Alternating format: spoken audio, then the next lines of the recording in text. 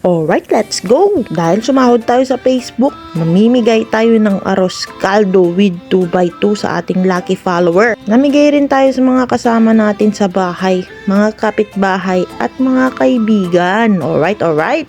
Kaya simulan na natin mga kapulutan. Bago pala tayo nagsimula, nag-post muna ako sa Facebook sa mga taga San Fernando, La Union para sa libreng arroz caldo. Then nagsimula ng nagluto, naggisa ng bawang, sibuyas at luya. After lumabas yung aroma, isusunod na natin itong chicken breast na hinimay-himay kanina na napakuluan na pala yan mga kapulutan. Igigisa natin sa patis para magkalasa na. Black pepper sa minekos-mekos ni Darlene kasi recipe daw niya tong arroz caldo na to. Tinagay na rin pala niya tong malagkit at bigas na hinugasan niya kanina.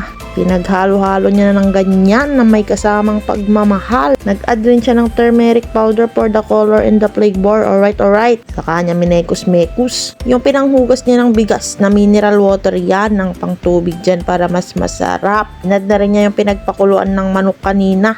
Chicken cubes mga kapulutan at saffron. Alright. In-adjust na lang niya, nag-add siya ng salt. Kayo na bahala kung anong gusto nyong alat. Alright. Meron pa ng buong chicken skin. After niya maluto yung arroz caldo, sumunod na akong nagluto ng ating sahog na chicken feet. Magigisa tayo ng bawang at sibuyas. Saka natin nilalagay itong paan ng manok. Nalobat nga yung cellphone ko, hindi ko na-record na nilagay ko yung daon ng laurel at paminta. Basta yun, nilagay ko mga kapulutan. Saka toyo, parang jowa mo. Saka ko minekos-mekos ng may kasamang pagmamahal. Mineral water, enough to mapalambot lang tong mga chicken feet. At nung malambot na, linagay ko na tong oyster na magpapasarap at itong isang kutsarang brown sugar. Alright. Then minekos-mekos lang natin ulit hanggang lumambot na siya. Naglagay na tayo ng suka. Simmer lang ng 10 to 15 minutes hanggang mag-reduce yung sauce at goods na yan. Nagsimula na tayong sumandok ng ating arroz caldo na parang goto. Mga report, wag nating punuin para hindi mapatog. Magtatap lang tayo ng 2 chicken feet mga kapulutan kasi marami tayong pagbibigyan. Maglalagay rin para tayo ng boiled egg para siguradong nakakabusog.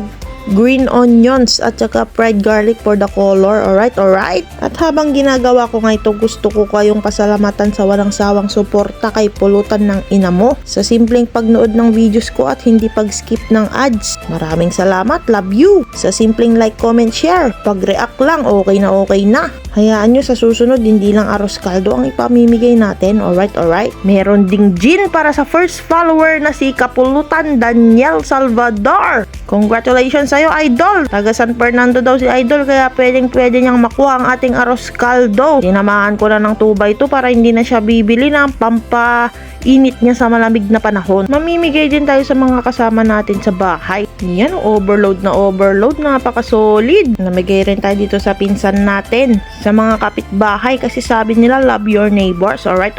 May mga pumikap din na tropa. Saktong-sakto, may ubo raw. Meron ding tropa nakipag-swap ng pulutan na talaba. Shout out sa'yo, Col. Fresh from the putot dito sa Carlatan, San Fernando, La Union. Nagdakkel, nagbaga. Kaya raramanan agad natin yan. Kita nyo, solid boy. At kung nanonood kayo mga kapulutan, siguradong nag-enjoy kayo. Like, comment, share, and follow us for more videos. Alright.